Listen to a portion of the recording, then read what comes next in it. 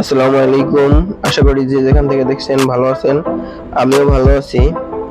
আজকে আমি আপনাদেরকে দেখাবো কিংহং স্টিলের গলিত লোহা ইলেকট্রিক আর্ট ফার্নিশের মাধ্যমে রিফাইনিং এর পরে কিভাবে সিসিএম এ নিয়ে প্লেট তৈরি করা হয়।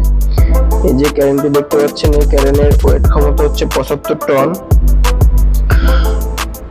আর নিচে যে বিশেষ পাত্রটি রাখা আছে, এই পাত্রের গলিত লোহার ধারণ ক্ষমতা হচ্ছে 30 থেকে 35 টন পর্যন্ত।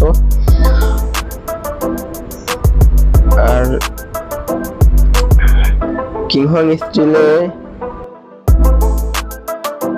টিএনটি মানের ভূমিকম্প সহনীয় স্টিল তৈরি করা হয় এই ইলেকট্রিক আর্ট ফার্নিশের মাধ্যমে। বাংলাদেশের যে ছোট ছোট কোম্পানি ম্যানুয়াল সিস্টেমে যে স্টিল গুলো তৈরি করে, এগুলো ভূমিকম্প সহনীয় না। আর যে বড় বড় কোম্পানি যেগুলো আছে, বিএসআরএম, একেএস, এগুলা বড় কোম্পানিতে সবগুলাই ল্যাব আছে, আমাদের কোম্পানিতেও ল্যাব আছে। ল্যাবে টেস্ট করে দেখা হয় যে এটা ভূমিকম্প সহনীয় স্টিল কিনা। ভূমিকম্প সহনীয় স্টিল না হইলে এটাকে রিজেক্ট করে দেওয়া হয়, এটা বিক্রির জন্য উপযুক্ত করা হয় না। দেখা যাক, ওখানে একটা মাপার যন্ত্র ইনস্টল করা আছে ওর ভিতরে। যখন ওই বিশেষ পাত্রটি রাখবে, তো ওর ওয়েটটা এই পাশে একটা ডিসপ্লে আছে, যার মাধ্যমে দেখা যাবে।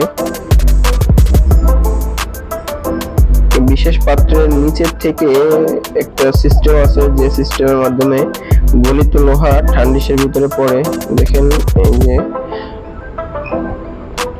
আর এই গলিত লোহার তাপমাত্রা হচ্ছে 1559 ডিগ্রি।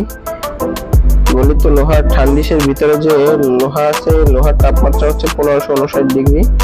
আর যে বিশেষ পাত্রটি রাখা হয়েছে, বিশেষ পাত্রের ওয়েট হচ্ছে 52.95, মানে প্রায় 53 টন।